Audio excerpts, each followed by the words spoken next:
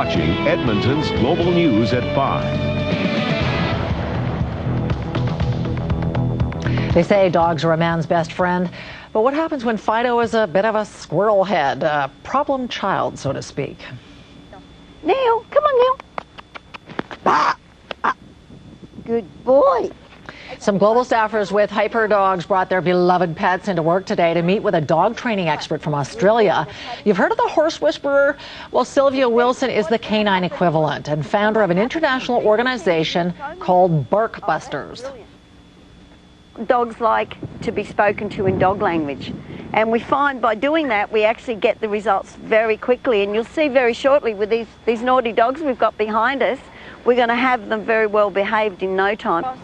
Bark Busters promises a unique, fast and effective approach to dog training, but can it help Jaylyn handle her hyper spaniel Neil? He's mainly a good dog, but he's with my husband around the clock, so he listens to Jim, no problem. I think Neil sees me as a litter mate and likes to run roughshod all over me, so I'm a little nervous taking him off leash or something like that because I'm afraid he won't come back.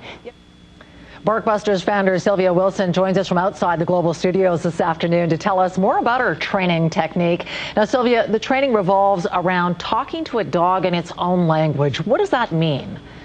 Well, we actually speak dog.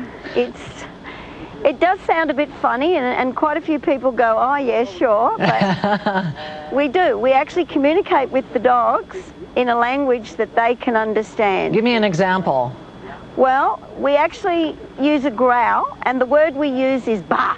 Okay, and why? Delivered like that, because it's very similar to the sound that the mum makes, the mother dog, when she's with her puppies. If they step out of line, she'll actually go, ah, and just sort of snap and growl at them, and they know immediately that that means she's there to stop doing what they're doing.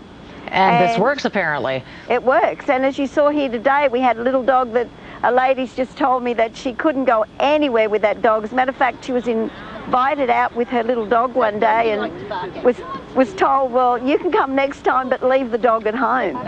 And we're pretty confident now she can actually take that dog and go and visit anyone she wants to that's got a dog, because a lot of that behaviour that little Pomeranian cross was creating was really based on fear. Right.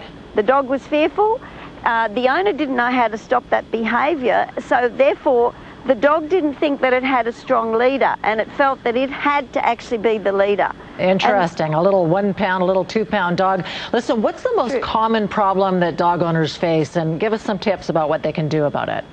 Well, barking's a big one, because people really don't know how to cure barking. It's a really big problem for them. As a matter of fact, the hotel I was staying at last night, there was a barking dog that I could hear barking way into the night. And it must have been terrible for the person who was living next door to that barking dog. So they're a big contentious issue, barking dogs, and people get very frustrated with them. Bark Busters go to the home, and we actually cure barking dogs within 2 to 3 hours. Wow, and I mean, you say that you can make some significant improvement in one session. That's amazing. Yes, and we actually will leave people with a lifetime of the dog guarantee, a written guarantee, that will return free of charge if they have any problems with that dog. That guarantee is also transferable if someone moves from Australia to Canada, or vice versa, or from America to Canada, wherever there's a Bark Buster. That's amazing. Thank you so much for your time today. It was very, very interesting. Thanks, Sylvia. Thank you.